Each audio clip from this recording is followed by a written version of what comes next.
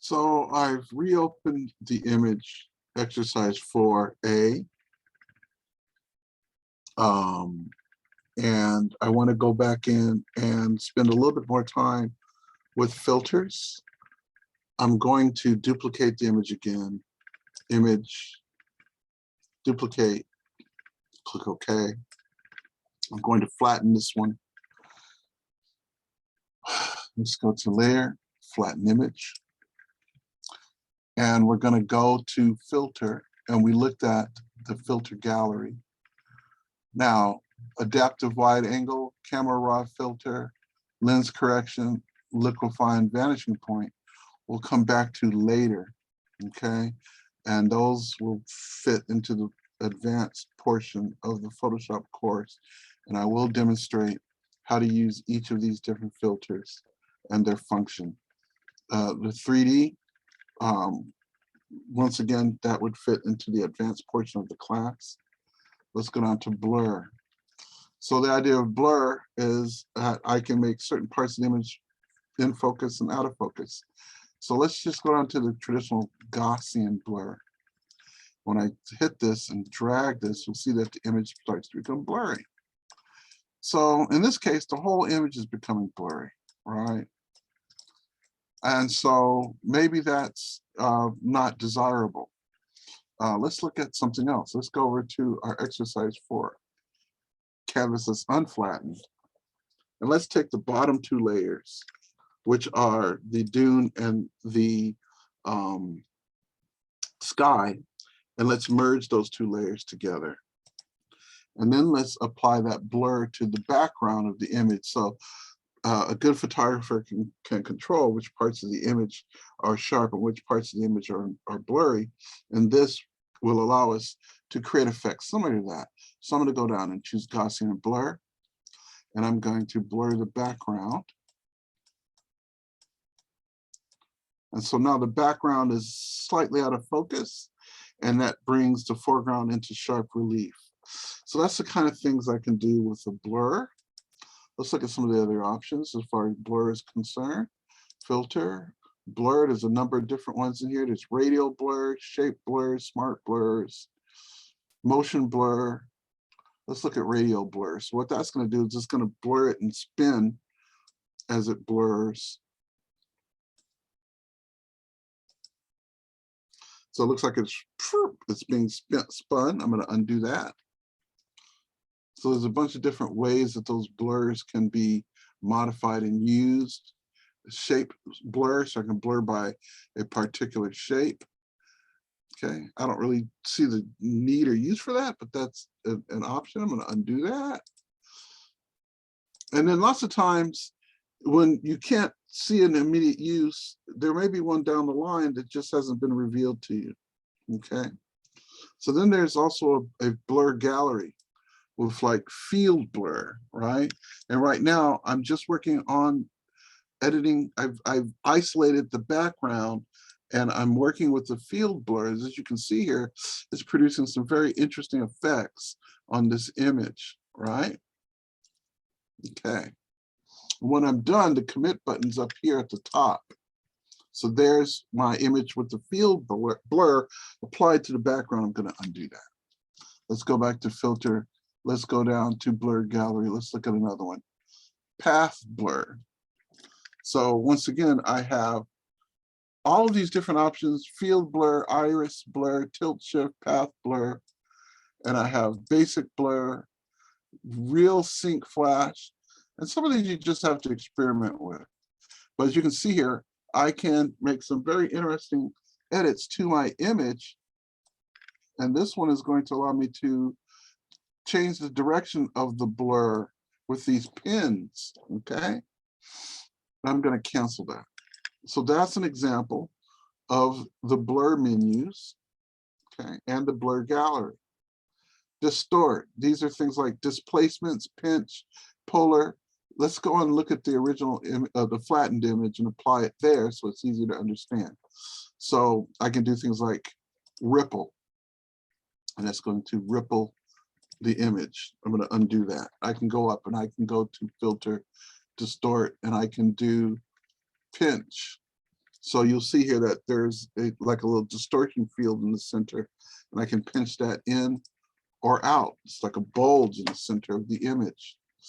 Filter, distortions, right? So these are different types of distortions. Twirl, right? So this little image here is telling me how the image is going to be twirled, right? I'm gonna undo that. Filter, distort, wave, right? So this one I can choose the number of generators. I can choose the wavelength. I can choose the amplitude and scale of the wave. Okay. So those are my distortions. Next are things like noise. So lots of times, this is one of the ways that I can apply grain to my image. So, you know, like the combat photographers would shoot really fast film, so the film would be really grainy. And I can apply noise. When I apply noise, it's an aesthetic where I can apply a certain amount of grain or noise to the image. I can choose how much noise I want in that image. Okay, so I'm applying add noise to the image. I'm going to click cancel. I'm just going through these and giving you an idea of how they work. And then I'm not clicking on every single one.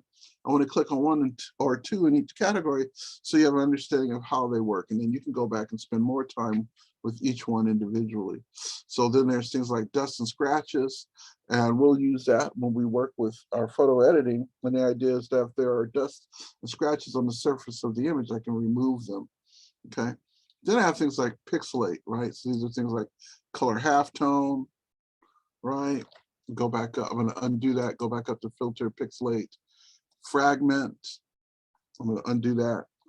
Go back up to filter, pixelate, mezzotint. And so you can see that it's creating dots, medium dots, grainy dots, short lines. Now, when I look at this and I apply it, it's pretty heavy duty. Let's apply it again. Filter, mezzotint. Let's go to edit and choose fade mezzotint. Remember, I have that option of fading that effect, right? So what I did was I applied the mezzotint, and then what I did was I went up to that fade option. And then in addition to that, I could go in and I could use linear burn or color dodge, and I can mix and match these different effects on top of each other.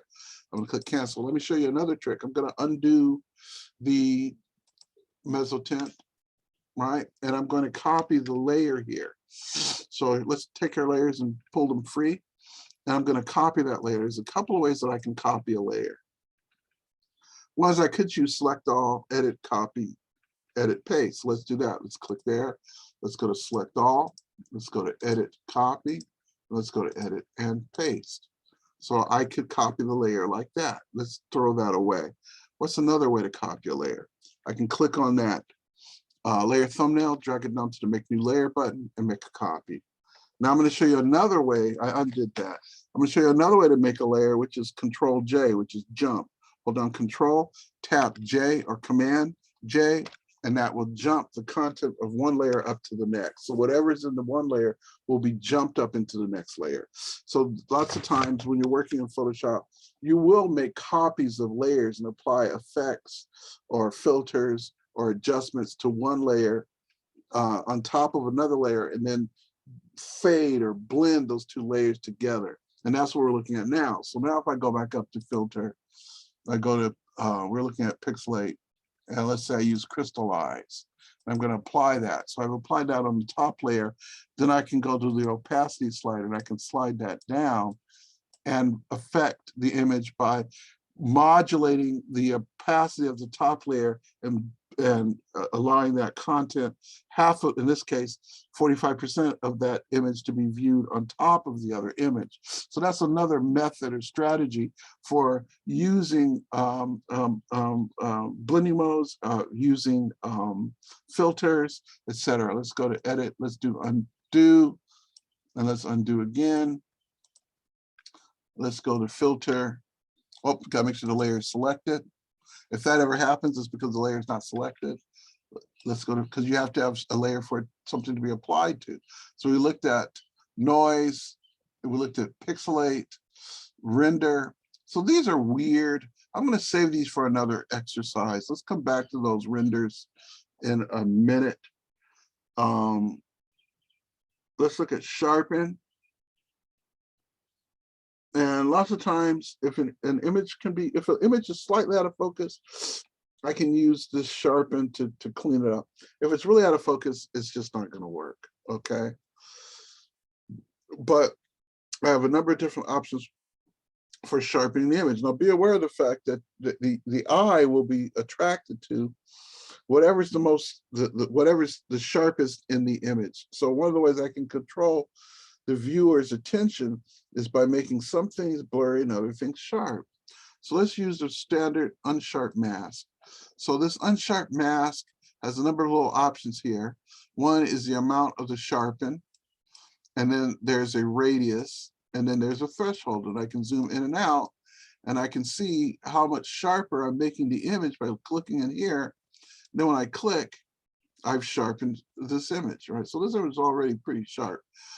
But lots of times if the image is slightly out of focus, a little, you can kind of modify it. You can kind of sharpen it up a little bit. Okay, so that's my sharpen. There's a number of different sharpens there. I still like to use the quote unquote unsharp mask. There's one that allows you to modify shape reduction, etc. Then we have things like stylize. We kind of already used, these are very similar to the ones we already saw with things like oil paint, right? So I can stylize and create like an oil painting kind of look to my image. I'll click OK, and you'll see that it looks kind of like an oil painting, right? With the brush strokes and everything like that. Very cool, right? So once again, I've applied this to a top layer, so I can go up to the opacity slider and I can drag that down so that I'm still getting part of the oil paint on the top layer and part of the original picture underneath. So when I apply these effects, there's lots of different ways to do it. And then of course, we already looked at the option of fade. I'm going to undo that oil paint, undo master opacity change, undo oil paint. Let's go back down to filter. Stylize. We looked at oil paint. There's other ones in here like tiles. So that's going to turn this into a grid of tiles. Edit, undo tiles. Let's go down to filter, video. So these are things that have to do with how a video is processed. We don't need to worry about that. And then other have to do with things like different types of ways of accentuating the lightness and darkness inside the image. For instance, there are some exercises where you can use high pass to help create like a bump map type texture type of surface to the image, stuff like that. All right, so that's kind of a deep dive into your filters. And then there are some filters that we did not work with that demand special attention. And we're going to come back and work with those later in another part of the class.